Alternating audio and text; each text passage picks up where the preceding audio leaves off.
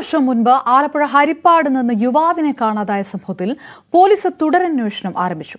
തെരച്ചിലിൽ ഹരിപ്പാട് സ്വദേശി കിഷോറിന്റെ വീട്ടിൽ നിന്ന് ആയുധശേഖരം പോലീസ് കണ്ടെത്തി. യുവാവിനെ കൊന്നു കുഴിച്ചുമൂടിയതാണെന്ന് ആരോപിച്ച് മാതാവ് രംഗത്തെത്തി.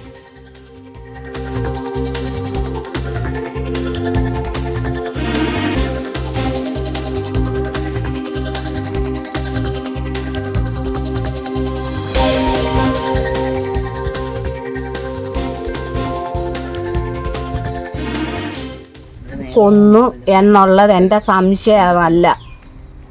അന്ന് മുതൽ പോലീസിനോടും ഹൈക്കോടതിയോടും ഒറ്റ നിലപാടെടുത്ത് ഇന്നും ഞാനത് പറയുന്നു, എൻ്റെ മോനെ ഇന്നവരെ കൊന്നു കുഴിച്ചു മൂടി എന്ന്. മൂന്ന് സ്ഥലം അത് കോടതിക്കകത്ത് കൊടുത്തിട്ടുണ്ട്. അതിനി കോടതി തീരുമാനിക്കട്ടെ. ഇപ്പം ഇരിക്കുന്ന അന്വേഷണം കായംകുളം DSP എന്ന് പറഞ്ഞാൽ എന്നെ രഹസ്യമായിട്ട് വിളിച്ചിട്ട് എന്നോട് പറഞ്ഞ്, അമ്മ ഞങ്ങളുടെ കൂടെ സഹകരിക്കണം, അമ്മയുടെ മോനെ ചെയ്തവരെ എത്രയും പെട്ടെന്ന് ഞങ്ങൾ അറസ്റ്റ് ചെയ്യുമെന്ന് പുള്ളി എനിക്ക് വാക്ക് തന്നിട്ടുണ്ട്. പിന്നെ ഇനിയും ചെന്നിത്തല ഇടപെടത്തില്ലെന്ന് എനിക്ക് ഉറപ്പില്ല. അതിൻ്റെ പേരിലാണ് ഞങ്ങൾ കോടതിയെ സമീപിച്ചത്. നന്നായ രീതിയിൽ കായംകുളം DSP ഇതിനെ ഒരു തുമ്പ് ഇതെങ്കിലും കിട്ടിയത് കായംകുളം DSPയുടെ നല്ല മനസ്സുകൊണ്ടാണ്. ശരണ്യ സ്നേഹജൻ ചേരുന്നു. ശരണ്യ, വലിയ ആരോപണം മാതാവിന്റെ ഭാഗത്ത് നിന്ന് വരുമ്പോൾ അതല്ലെങ്കിൽ അത് സ്ഥിരീകരിക്കുന്ന ഏതെങ്കിലും തരത്തിലേക്ക് കാര്യങ്ങൾ പോയിട്ടുണ്ടോ? ഈ കിഷോറിന്റെ വീട്ടിൽ നിന്ന് പിടിച്ചെടുത്ത ആയുധശേഖരം അതിലേക്ക് വഴി തുറക്കുമെന്ന് പോലീസ് കരുതുന്നുണ്ടോ?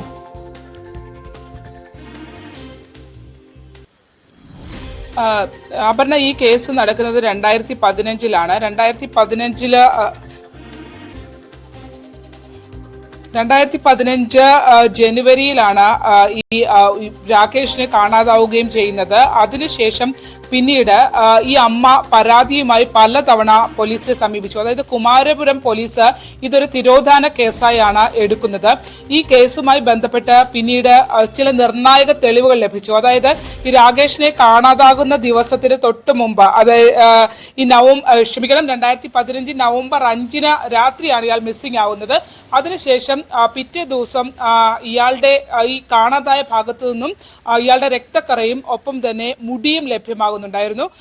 പോലീസ് നടത്തിയ പരിശോധന, ഈ രക്തസാമ്പിളുകൾ കേന്ദ്രീകരിച്ച് നടത്തിയ പരിശോധനയിൽ ഇത് രാകേഷിൻ്റെതാണെന്ന് കണ്ടെത്തുകയും ചെയ്തു. പക്ഷേ പിന്നീട് ഈ കേസും എങ്ങും എത്തിയില്ല എന്നുള്ളതാണ്. അതായത് ഇതൊരു തിരോധാന കേസായി മാത്രം ചുരുങ്ങി നിന്നൊരു കേസാണ്. പിന്നീട് ഈ ഒരു സംഭവത്തിലേക്ക്, അതായത് ഇപ്പോൾ ഈ സംഭവത്തിലേക്ക്, ഈ പുതിയൊരു പരാതിയിലേക്ക് നയിച്ചതെന്ന് പറഞ്ഞാൽ, ആദ്യഘട്ടം മുതൽ തന്നെ നമ്മൾ നേരത്തെ കണ്ട അമ്മ രമ മകന്റെ തിരോധാനം കൊലപാതകമാണെന്ന് പറയുന്നുണ്ടായിരുന്നു. പക്ഷേ പോലീസ് അത് കാര്യമായി അന്വേഷിച്ചിരുന്നില്ല. കുമാരപുരം പോലീസായിരുന്നു ഈ കേസ് എടുത്തിരുന്നത്. ഇത് കാര്യമായൊരു അന്വേഷണം ഉണ്ടായില്ല. അതിൽ രാഷ്ട്രീയ ഇടപെടൽ ഉണ്ടായിരുന്നു എന്ന് അവർ ആദ്യ കാലഘട്ടം മുതൽ തന്നെ ആരോപിക്കുന്നുണ്ട്.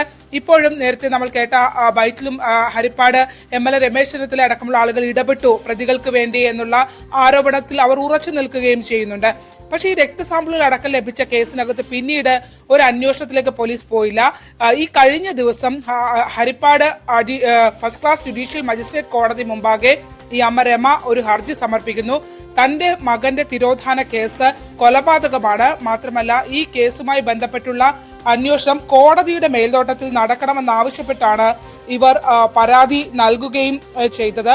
തുടർന്ന് കോടതി ഇതിന്റെ ഒരു സാഹചര്യം പരിശോധിച്ചു.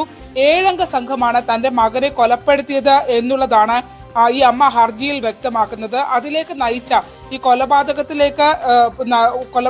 ഉൾപ്പെട്ടിട്ടുണ്ട് എന്ന് അമ്മ ആരോപിക്കുന്ന ആളുകൾ കുമാരപുരം സ്വദേശി കിഷോർ, താമലക്കൽ സ്വദേശി ബിനു, കുട്ടൻ എന്ന് വിളിക്കുന്ന ബിനു, ഒപ്പം തന്നെ അജീഷ്, ശ്രീകുമാർ, ആദിത്യൻ, ഒപ്പം താമലക്കൽ തന്നെ സ്വദേശിയായ ബൈജു എന്നിവർ ചേർന്ന് കൊലപ്പെടുത്തി എന്നുള്ളതാണ്. അതിൽ ഈ കിഷോറിന്റെ വീട്ടിൽ ഈ കേസുമായി ബന്ധപ്പെട്ട് കഴിഞ്ഞ ദിവസം പോലീസ് റെയ്ഡ് നടത്തിയിരുന്നു. ആ റെയ്ഡിലാണ് ഇത്രയധികം ആയുധശേഖരം കണ്ടെത്തിയിട്ടുള്ളത്. അതായത് വിവിധ തരത്തിലുള്ള മഴു, ഒപ്പം വിദേശ നിർമ്മിത തോക്ക്, 50ഓളം വെടിയുണ്ടകൾ ഉൾപ്പെടെയാണ് ആ വീട്ടിൽ നിന്ന് കണ്ടെത്തിയിട്ടുള്ളത്. കിഷോർ ഇപ്പോൾ ഒളിവിലാണ്. ഈ കേസുമായി ബന്ധപ്പെട്ട ആളുകൾ പലരെയും വിളിച്ച് ചോദ്യം ചെയ്തെങ്കിലും ഈ ആയുധ ശേഖരം കണ്ടെത്തിയ കിഷോർ ഈ ഒളിവിലാണ് എന്നുള്ളതാണ്. മാത്രമല്ല ഈ കിഷോറാണ് ഈ കേസിലെ പ്രധാനമായും അക്യൂസ്ഡ് ആയിട്ടുള്ള അല്ലെങ്കിൽ ആരോപണ വിധേയനായിട്ടുള്ള ആളെന്നാണ് ഈ കുടുംബം പറയുന്നത്. കാരണം കിഷോറിന് നേരത്തെ തന്നെ രാകേഷുമായി മുൻവൈരാഗ്യം ഉണ്ടായിരുന്നു എന്നുള്ള കാര്യം പറയുന്നുണ്ട്.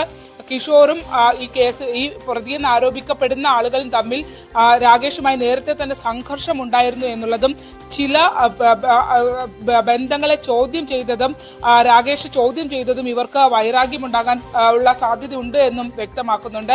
മാത്രമല്ല ഈ ആരോപിക്കപ്പെട്ട ആളുകളിൽ ഒരാളുടെ ഭാര്യയുമായി രാകേഷിനും ബന്ധമുണ്ടായിരുന്നു. അത്തരം കാര്യങ്ങളൊക്കെ ഒരു വൈരാഗ്യത്തിലേക്ക് നയിച്ചിട്ടുണ്ട് എന്നുള്ളതാണ് ഇവർ കോടതിയിൽ സമർപ്പിച്ച ഹർജിയിൽ വ്യക്തമാക്കുന്നത്. മാത്രമല്ല ഒരു പ്രധാനപ്പെട്ട ഒരു വെളിപ്പെടുത്തൽ ഉണ്ടായിട്ടുണ്ട്. അതായത് ഈ കേസിൽ പ്രതിയെന്ന് ആരോപിക്കപ്പെടുന്ന ആദിത്യൻ അയാൾ മറ്റൊരു കേസുമായി ബന്ധപ്പെട്ട് ജയിലിൽ അടയ്ക്കപ്പെട്ട സാഹചര്യത്തിൽ അവിടെ ഉണ്ടായിരുന്ന ഒരു തടവുകാരനോട് താൻ ഇവരെ കൊലപ്പെടുത്തിയതാണ് തങ്ങൾ കൊലപ്പെടുത്തി എന്നുള്ളതിന്റെ വിശദാംശങ്ങൾ പങ്കുവച്ചതായാണ് ഹർജിയിൽ വ്യക്തമാക്കുന്നത്.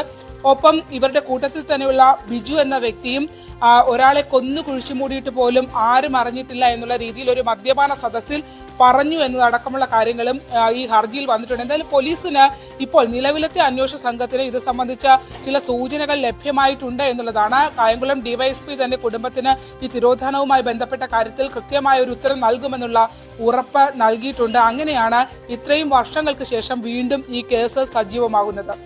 അപർണ, ചരണ്യ സ്നേഹൻ വിവരങ്ങൾ.